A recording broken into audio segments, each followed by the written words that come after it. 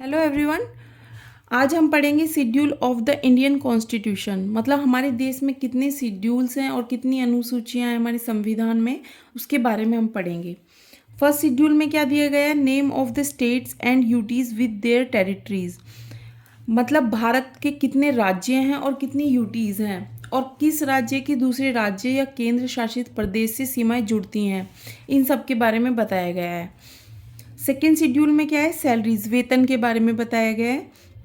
जैसे प्रेसिडेंट हो गए, गवर्नर हो गए, जजेस and CAG. CAG means controller and auditor general, इन सब के वेतन के बारे में इंफॉर्मेशन दी गई है। लेकिन कहीं भी प्राइम मिनिस्टर की सैलरी की बात नहीं की गई है, क्यों प्राइम मिनिस्टर की जो सैलरी है वो संसद डिसाइड करता है। यहाँ पे कहीं भी प्राइम मिनिस्टर की सैलरी के बारे में बात नहीं की गई है, इस बात का ध्यान रखिएगा। थर्ड शेड्यूल में क्या है? ओथ, शपथ। शपथ मतलब प्रेसिडेंट को शपथ कौन दिलाएगा, प्राइम मिनिस्टर को शपथ कौन दिलाएगा, इसके बारे में। फोर्थ शेड्यूल में allocated seats for states and UTs in Rajya Sabha. Rajya Sabha में जो हमारे राज्य और यूटीज में कितनी कितनी सीटें होंगी राज्यसभा में, इसके बारे में बताया गया हमारे फोर्थ शेड्यूल में। फिफ्थ शेड्यूल क्या कहता है? फिफ्थ और सिक्स्थ ऑलमोस्ट सेम है, बस थोड़ा सा डिफरेंस है। वो क्या डिफरेंस है, इसमें बच्चे कंफ्यूज रहते हैं।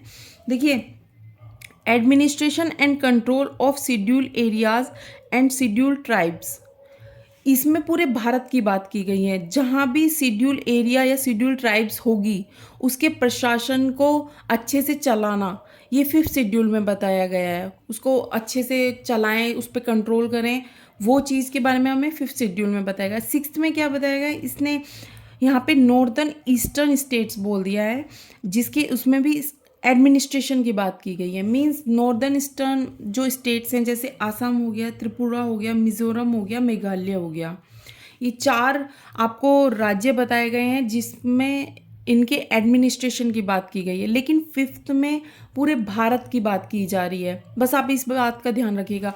और सिक्स्थ शेड्यूल में चार पर्टिकुलर राज्य हैं, जैसे इनकी एक ट्रिक है एटीएम, आसाम, त्रिपुरा, मिजोरम या मेघालय। ओके, इस चीज़ का ध्यान रखिएगा। आगे चलते, नेक्स्ट है सेवन शेड्यूल। इसमें क्या बताया गया है?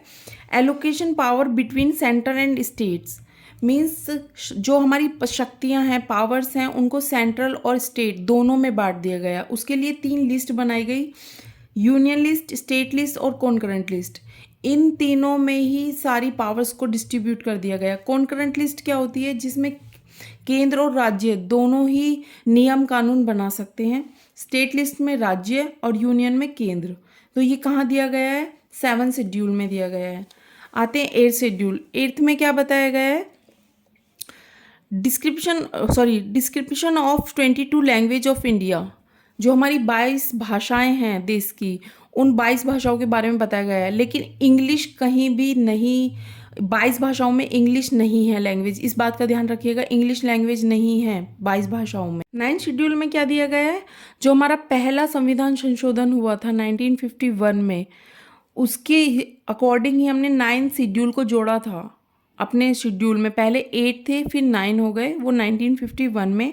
और 9 शेड्यूल में क्या हुआ? एबोलिशन ऑफ जमींदारी सिस्टम, जो जमींदारी सिस्टम था उसको ख़त्म कर दिया गया। 10th शेड्यूल में क्या है?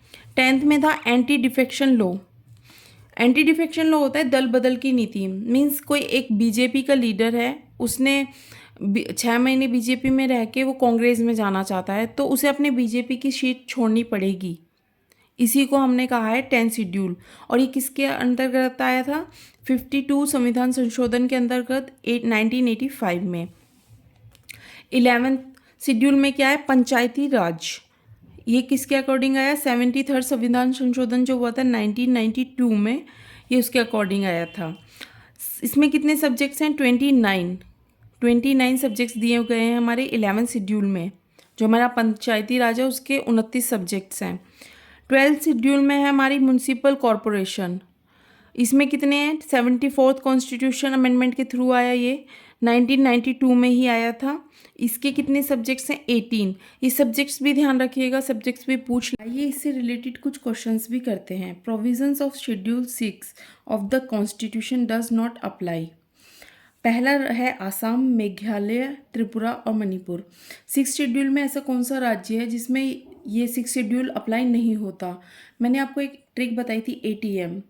अगर एटीएम से भी नहीं होता तो एक ट्रिक है मित्र, जिससे हम मिजोरम याद रख सकते हैं, और त्र से त्रिपुरा। तो आसाम तो है, मेघालय भी है और त्रिपुरा भी है, पर मणिपुर नहीं है, तो इसका आंसर होगा मणिपुर। नेक्स्ट चलते हैं। Which schedule of the constitution of India contains special provisions for the administration and control of schedule areas? मैंने आपको बताया था ना, 6th में बस नॉर्थ ईस्टर्न जो राज्य हैं उनकी बात की गई है, लेकिन स्पेशल प्रोविजंस की बात कर रहा है यहाँ पे, तो मीन्स 5th शेड्यूल की बात कर रहा है, क्योंकि वो पूरी भारत पे अप्लाई किया जा सकता है। तो इसका आंसर होगा 5th शेड्यूल। 6th में केवल नॉर्थ ईस्टर्न राज्यों की बात की गई थी। थर्ड क्वेश्चन क्या है? Which of the following is in the state list? इनमें से कौन सा ऐसा टॉपिक है जो स्टेट लिस्ट में आता है? तो उसमें होगा पुलिस। पुलिस स्टेट लिस्ट में आता है। और अगर यही एक क्वेश्चन और बन जाए कि इकोनॉमिक एंड सोशल प्लानिंग किस में आएगा, तो कई बच्चे कंफ्यूज होंगे कि ये यूनियन में आएगा। जी नहीं, ये आएगा कॉन्करेंट लिस्ट में। ये बात का ध्यान रखिए, क्योंकि इस पे राज्य और केंद्र दोनों ही नियम कानून बना सकते हैं। लास्ट 4th क्वेश्चन है, total number of schedule in the constitution, 8, 12, 10 schedule या 5 शेड्यूल? तो पहले जो थे, पहले 8 शेड्यूल थे, लेकिन अब नाउ प्रेजेंट में कितने हैं? 12। आई होप आपको वीडियो अच्छी लगी हो तो लाइक कीजिएगा, सब्सक्राइब कीजिएगा, और हमारे चैनल पे बने रहने के लिए आपका धन्यवाद। और हम ऐसे ही पढ़ते रहेंगे और आगे बढ़ते रहेंगे। Thank you.